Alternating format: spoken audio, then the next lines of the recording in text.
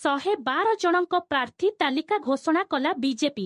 2024 ବିଧାନସଭା ନିର୍ବାଚନ ପାଇଁ ବିଜେପି 112 ବିଧାନସଭା ଆସନ ପାଇଁ ପ୍ରାର୍ଥୀ ଘୋଷଣା କରିଛି। ବଳକା 35ଟି ଆସନରେ ବିଜେପି ପ୍ରାର୍ଥୀ ଘୋଷଣା କରିନାହିଁ। ପୁଣି ଥରେ ସୁନ୍ଦରଗଡ଼ ତଳସରାରୁ ନିର୍ବାଚନ ମଣ୍ଡଳୀରୁ ଭବାନୀ ଶଙ୍କର ଭୋଇ, ସୁନ୍ଦରଗଡ଼ରୁ କୁସୁମ ଟେଟେ, ରାଜଗାଙ୍ଗପୁରରୁ ନରସିଂହ ମିଞ୍ଜଙ୍କୁ ଦଳ ପ୍ରାର୍ଥୀ ଭାବରେ ଚୟନ କରିଛି ବିଜେପି।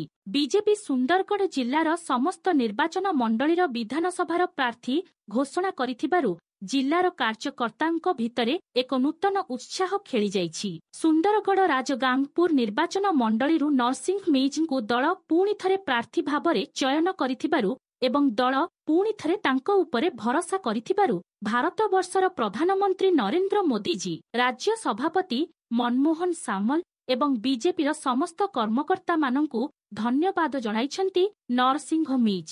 बिल्कुल आमर राजगांगपुर निर्वाचन मंडली रे पूरा कर्मी बहुत उत्साहित अच्छा, बहुत खुशी अच्छा और समस्ते बधाई दौरान।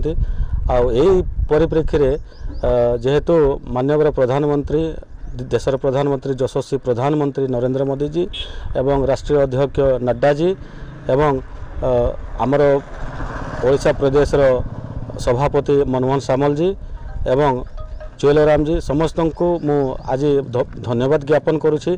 जेहेतु राजगांगपुर गोटे से चिंता करिसेंती एवं सेवा करिवार एटा गोटे मौका देइसेंती। आमे प्राणपणे भारतीय जनता पार्टी निश्चित भाव में एथर विजयी हेबो एवं लोकंकर समस्या बुझिबो।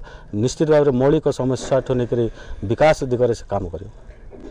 निश्चित भाव में गत थर ट्रायंगुलर फाइट होता किंतु एथर एकतरफा भारतीय जनता पार्टी विजय लाभ कर विकास आम रणनीति करूँ। जेहेतु विकसित भारत संकल्प आम नहीं सारीचु तो विकास मोदी जी जहाँ प्रभावशाली सबू का काम जो कर विकास को लेकर आम काम कर।